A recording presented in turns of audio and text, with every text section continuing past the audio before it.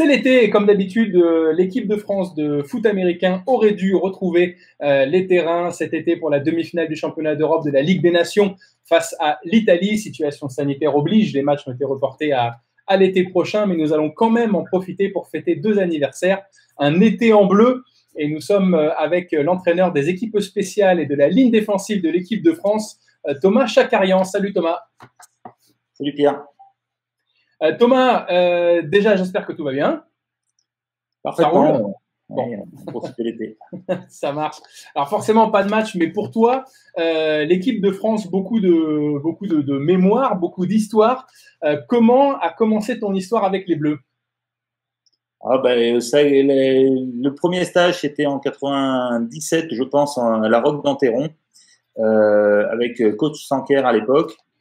Et on avait été repéré sur les matchs 2D2 avec Yann Régnier. Et on a donc été invité à ce stage. Et on s'est dit que là, on avait pas beaucoup d'autres chances d'être convoqué puisqu'on jouait dans un club qui jouait en deuxième division à l'époque. Et du coup, on a tout donné pour être gardé. C'était déjà Clermont-Ferrand? C'était déjà Clermont-Ferrand, ouais. Les Servales. Thomas, tout ça va nous conduire tranquillement jusqu'au World Games et donc cette première médaille.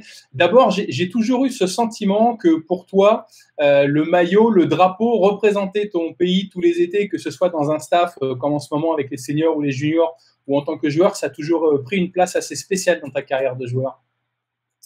Oui, toujours une grande fierté de pouvoir représenter son pays, de pouvoir aussi côtoyer le haut niveau avec des joueurs qu'on ne rencontrait pas d'habitude sur les terrains, puisque nous, on évoluait en deuxième division la plupart du temps, où j'ai été en équipe de France. Donc c'est vrai que pour nous, ça a toujours été un moment spécial et puis une préparation de toute l'année, on va dire, pour nous projeter sur ces stages à l'été ou à tout ça. Alors, ce qui nous intéresse, c'est que l'équipe de France a commencé finalement la première compétition internationale européenne en 83, a participé à de nombreux championnats, et pourtant, il a fallu attendre donc 2005 pour cette première médaille pour les World Games. Quelle a été ton expérience avant 2005? Avant 2005, tes meilleurs moments? Pour moi, le meilleur souvenir, c'est la campagne de qualification pour la Coupe du Monde 2003, où on a été battre les nations scandinaves, Suède et Finlande, chez eux, avec une sauce qui avait vraiment pris à l'époque et un groupe qui s'était formé avec un excellent souvenir qui va durer jusqu'à, on va dire, la mi-temps du match contre le Japon en demi-finale de la Coupe du Monde, où on est à 0-0 et tout se passe pas mal quand même. Et puis après, un peu plus dur sur le match de troisième place contre les Allemands. D'ailleurs, s'il y en a qui traînent un petit peu sur les réseaux, il y a une vidéo, il y a un reportage de Canal+ qui date de cette époque-là qui doit traîner. Hein, ouais. J'ai vu ça, voilà. Ouais. Sur la qualification en particulier. Ouais. Sur la qualification, effectivement. Il devait faire froid en Finlande, d'ailleurs, apparemment, dans cette vidéo. Il faisait frais, ouais. Thomas, ce qui nous intéresse, c'est les 15 ans de la première médaille internationale et de plus au niveau mondial avec l'équipe de France, c'est 2005. Parle-nous pour toi de cette campagne. Comment ça a commencé? Tes souvenirs, le premier camp peut-être, ou alors le moment où vous avez été informé que l'équipe de France sera invitée. Vous savez que vous allez arriver sur un événement quasi olympique avec les World Games. Qu'est-ce qui te reste de cette époque-là? On va dire que ça commence un peu par une frustration parce que juste l'année d'avant, sur le championnat d'Europe groupe B, on perd la qualification, on va dire, pour le groupe A dans les dernières minutes du match contre l'Angleterre. Et puis, quelques semaines, quelques mois après, je ne sais plus exactement le timing, mais on apprend qu'on sera donc sur les World Games. Et du coup, là, on a accueilli cette nouvelle-là de façon très très enthousiaste, avec effectivement, comme tu dis, une dotation Adidas, une envie de participer à cette antichambre en fait des Jeux Olympiques dans un contexte qui était vraiment très très très favorable, on va dire. Ça nous avait bien remonté le moral. Et du coup, ben, la compétition, quand on est arrivé aussi sur cette compétition avec cette grosse organisation, une grosse cérémonie d'ouverture, puisque nous, on faisait partie de la délégation française qui était là à l'ouverture, avec une cérémonie un peu type JO aussi, dans un stade plein. C'était vraiment très, très, très, très sympa. Alors, cette compétition pour les plus jeunes qui ne connaissent pas, donc, il y avait donc d'invités la France, la Suède également, gros pays à l'époque au niveau foot US, l'Allemagne forcément, le pays hôte, et l'Australie. Oui. Est-ce que toi, on a vu quelques images, je vais les repasser. On a vu quelques gros plaquages, notamment contre les Suédois. J'ai pas vu les photos. Les photos du Suédois là, c'était à la Coupe du Monde. C'était à la Coupe du Monde. Ok. Ouais, avant de parler de ce match pour la troisième place, dans l'équipe, j'ai le sentiment que c'est quand même un passage, une espèce de passerelle générationnelle. 2005. Le capitaine à l'époque, c'est Franck Blandanel. Oui, parle-nous de Franck Blandanel ou Blanc pour les gens qui l'ont croisé à de nombreuses reprises. Bah, un monument, Blanc, un garçon que j'apprécie en plus particulièrement personnellement, on va dire. Un vrai guerrier sur le terrain et puis quelqu'un qui va tout faire pour que l'équipe performe. C'était aussi, il avait été de la Coupe du Monde en 2003. C'est un garçon qui était non seulement pétri de talent, mais en plus avec un cœur énorme. Enfin, toujours, hein, d'ailleurs, je pense. et voilà. Et c'est vrai que il est d'ailleurs dans les premières, quasiment dans les premières années de l'équipe de France, hein, très tôt dans les années 90 d'ailleurs. Oui, lui, c'était un peu l'ancien, comme nous on a pu l'être après à la Coupe du Monde de 2007 avec les gars de ma génération. Mais c'était agréable de la voir et puis qui faisait le job en plus, donc ça aidait pas mal. Il y avait effectivement cette transition avec des jeunes qui arrivaient comme Jean-Philippe, Edelin, et d'autres gars comme ça là, même Philippe Gardan qui, même s'il était un peu plus ancien aussi, mais qui à l'époque performait beaucoup, ça a fait une transition et un groupe qui était vraiment sympa. Quels ont été pour toi le ou les joueurs finalement les plus impressionnants dans ce groupe au niveau sportif? Bien sûr, tous les anciens joueurs de NFL Europe, Fouad Ajdin, Laurent Marceline, il y avait Philippe Gardan, comme je l'ai dit, Cédric Cotard, tous ces joueurs-là, qui sont des joueurs qui nous ont apporté, nous, entre guillemets, petits joueurs qui traînions dans les... C'est un niveau de jeu que je ne pouvais pas imaginer jusque-là. Et donc j'en oublie beaucoup, pardon à tous ceux que j'oublie, parce que forcément pas de cancel, etc. Il y en a énormément. On aura l'occasion de reparler de tout le monde. Ce sera c'est le travail d'ailleurs du groupe sur le Hall of Fame. On aura l'occasion dans les années qui viennent de reparler de tout ça. Particulièrement dans ton groupe au niveau de la ligne défensive, qui est pour toi le joueur dominant. En tout cas, celui qui t'a marqué, par exemple. On ne peut pas être autrement que marqué ou impressionné par Francesco Pepe Esposito, qui était à l'époque, donc il jouait donc defensive end sur la D-line. C'était un joueur qui était complet. C'était physiquement, il était préparé parfaitement, et puis une connaissance du jeu, une intelligence, un leadership qui était incontestable. Et chez les plus jeunes, tu parlais de Jean-Philippe Eldin. D'ailleurs, on aura l'occasion de parler avec Jean-Philippe un peu plus tard. Comme encore une fois, vous n'étiez pas du même côté du ballon, mais Jean-Philippe, il sort d'un titre de champion d'Europe junior en Russie en 2004. Et il fait le saut, il fait le grand saut en un été quasiment. Il se retrouve avec vous, World Games 2005. Comment vous avez accueilli finalement tous ces plus jeunes, toute cette génération qui finalement sortait juste de junior, quoi? Alors, officiellement, il n'y a pas eu de bizutage.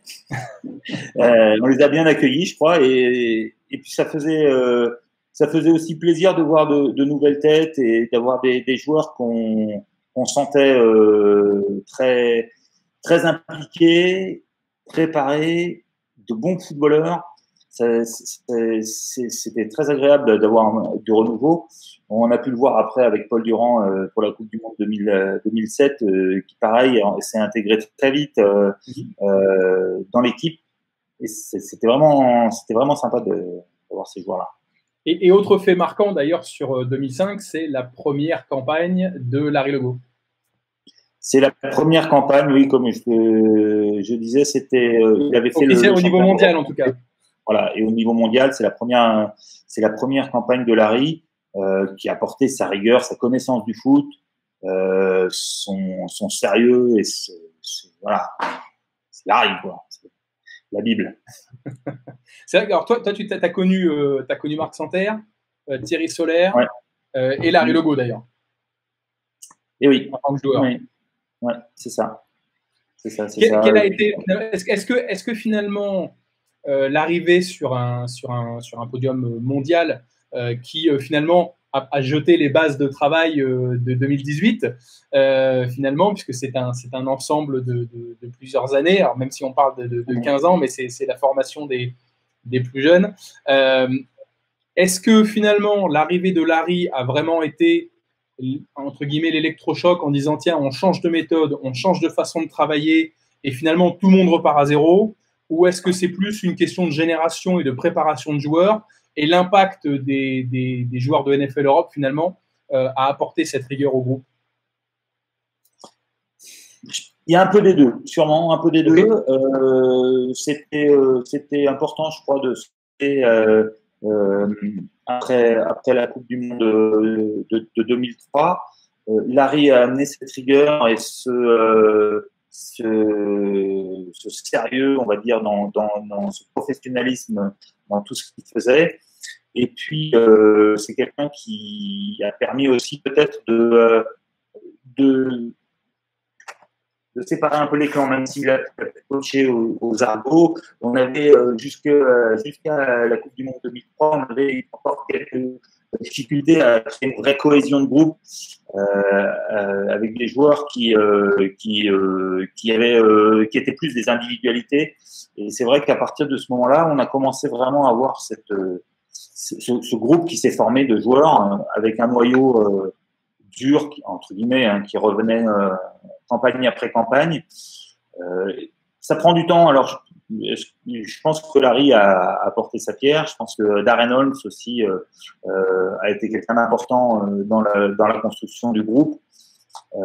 Mais c'est un ensemble. Et je pense que le fait qu'il y ait eu cette continuité depuis, on va dire, depuis 2003 jusqu'à 2007, c'est vrai que ça a maintenu une certaine cohésion, on va dire. Et alors, on se retrouve donc pour ce match finalement de classement, mais quand même match de podium. Concrètement, on évite l'Allemagne, puisque l'Allemagne s'impose face à l'Australie relativement facilement, 31-0. Donc l'Allemagne ira ensuite battre la Suède en finale 20-6. Donc on se retrouve face à l'Australie. C'est une nation que du coup vous n'avez jamais vue. On ne s'est jamais croisé puisque c'est la première fois que l'Australie participe, en tout cas dans la même compétition que nous au niveau mondial. Est-ce que ça paraît fou de se dire on va jouer l'Australie? Est-ce qu'on se dit plutôt non, c'est cool, on évite l'Allemagne? C'est une découverte totale, on arrive vers un pays qu'on n'a jamais joué, qu'on ne connaît pas. Comment on arrive confiant ou on arrive plutôt méfiant le jour de la finale? On arrive confiant parce que le travail a été effectué validé quand même par le match contre la Suède. Donc on savait qu'on était très bon en défense. On savait qu'on avait des individualités qui étaient capables de faire la différence pratiquement à toutes les positions. Et du coup, on arrive avec bien sûr un immense respect pour cette nation qu'on n'a jamais rencontrée. et avec très peu de billes au niveau du scouting et de la préparation, parce que très peu de temps aussi pour préparer le match entre le match contre la Suède et le match contre l'Australie. Mais on peut pas dire que non, on y allait pour gagner. Hein. On voulait cette médaille et on savait que l'Australie c'est pas facile à jouer, mais on avait les possibilités de la battre. Le match se passe bien, 14-0. On monte sur le podium, on prend une médaille où il y a marqué comité olympique dessus, on est au niveau mondial. Question un peu bateau, mais ah ben voilà, elle est encore là, tu vois. 15 ans, et elle brille encore. Celle-là, je l'ai gardée. Je n'ai pas toutes gardées, mais celle-là, je l'ai gardée. Ouais. Alors, bon, après, question bateau, mais j'imagine fierté, soulagement. Oui, explosion de joie. Ça faisait vraiment, suite à ce championnat d'Europe groupe B qui a été une frustration énorme pour tout le groupe, mais même pour les dirigeants fédéraux. Et je crois que le fait de pouvoir repartir avec quelque chose, c'était vraiment quelque chose d'important. Je vais juste faire l'aparté. Tu en as parlé déjà 2-3 fois le groupe B, mais 2004, c'est la défaite contre la Grande-Bretagne en finale du groupe B qui nous prive du championnat d'Europe. En prolongation. Voilà. Sur un match incroyable où on joue 150 fois, on gagne 40. Et je ferme la parenthèse. Là, on est sur la médaille, le sourire, la patate. Ouais, voilà. Le bonheur de partager ça avec un groupe qui était, encore une fois, vraiment bon sans staff, un coaching staff parfait. Donc, c'était vraiment bien. C'était vraiment un bon. Alors, tu rentres en France, tu rentres dans ton club, tu rentres toujours à Clermont, ouais. Avec ce statut de médaillé, de bronzé. Est-ce que ça force derrière d'autres vocations pour essayer de vous rejoindre au plus haut niveau? Est-ce que ça a un impact local? Oui, je pense, parce que des joueurs comme par exemple Étienne Roudel, ouais. qui a fait une carrière ensuite aussi bien en équipe de France que dans les grands clubs européens, est arrivé à peu près à ce moment-là. Je n'ai pas le souvenir exact, mais c'était à peu près dans ces années-là qu'Étienne a fait son apparition au club des Serval. Et c'est vrai que je pense que ça contribuait, oui, à inciter pas mal de joueurs. Et puis c'est vrai que quand on allait rencontrer ensuite les cadres techniques fédéraux, on avait un peu plus de crédibilité en disant oui, tu devrais t'intéresser à ce gars, il a du potentiel, on ne dit pas qu'il peut arriver en équipe de France, mais voilà. Bon. Et l'épilogue de ça, finalement, c'est tu fais toujours partie de l'équipe, il y a moins de célébrations, mais c'est 2007. Oui. C'est la Coupe du Monde au Japon. Très belle aventure humaine, sportivement très très frustrante forcément parce que